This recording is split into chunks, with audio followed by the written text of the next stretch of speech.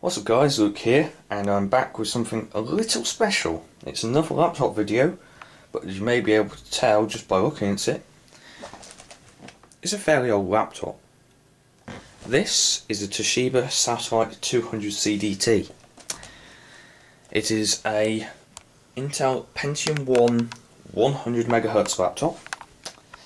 It's running Windows 95, it has a 6GB hard drive, 40MB of RAM, 2MB SVGA graphics chip, and indeed it's an SVGA TFT screen. I think it was 12 inches, but it might have been 10. Looking at it, it's probably a 10.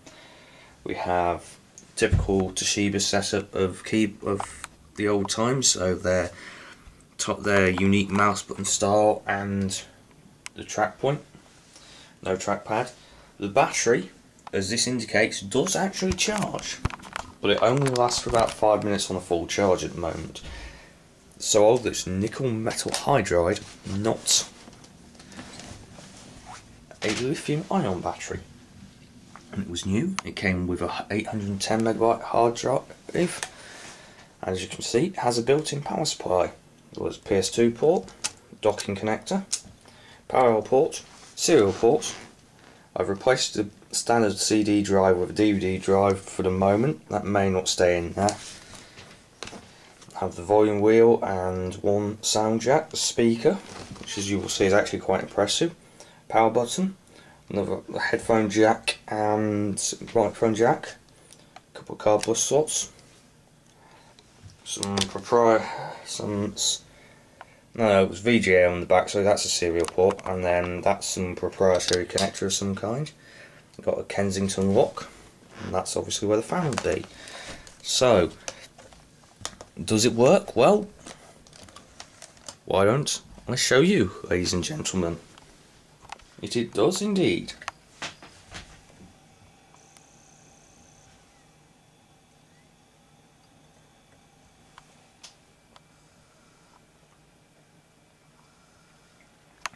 .1996 BIOS. Apart from the dead CMOS battery, as far as I can determine, this laptop works perfectly. Track point is good, battery is good, although only for 5 minutes of course. Mouse pad, despite looking a little discoloured, works fine. Even though the keys are a bit warm, they work fine. The screen is good with only 2 stuck pixels as far as I can see. As you can hear, the speaker isn't too bad either. So these were late model, or fairly late, Pentium 1 laptops that were definitely the low end of the spectrum. But this certainly wasn't the bargain basement model, because the CDS had a dual scan screen, whereas this is a TFT screen. And as you can see from me going to play Age of Empires 1, just turn the volume down a bit, you'll see that it actually makes quite a big difference when we actually get into the game, because this game was designed to run on minimum system requirement of a 90MHz Pentium 1. So obviously I beat the system requirements for that. It's also designed for 1 meg of VRAM and SVGA graphics. You can hear this Age of Empires 1 music is probably slightly different to how you're mostly used to it. It takes a bit getting used to playing this with a track point. Oops, it wasn't the button I had to press. Just wanted to go and show my save game where things are already happening. As you can hopefully see though, the screen looks very, very good. And when you bear in mind how old this TFT is, hard drive's quite noisy, but you should be able to see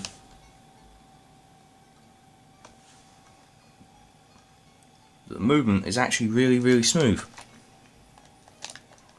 I haven't tried this with something a bit more demanding yet, like a racing game, but I am seriously impressed with this. All I have had to do is fit a hard drive and replace the hard drive caddy it came with, as the caddy was not really standardised very well. It's quite weird really, but It's been perfectly stable, and although the BIOS in this system requires a floppy drive to actually boot from, if there's no hard drive setup, it can't boot from a CD drive. It meant I had to use some other systems to actually set up Windows 95. It's all working perfectly. So there we go. This is a very old classic laptop. I believe it's about 97, 98. CD drive has a date code in 1997. So yeah, if you enjoyed this video, please leave a like, comment and subscribe, and I'll be back shortly with regular gameplay footage and more on my laptops. Not quite so interesting as this, but there we go. And there's one of the enemy coming in. So yeah, hope to see you back here in the very near future. Adios folks, and have a good day.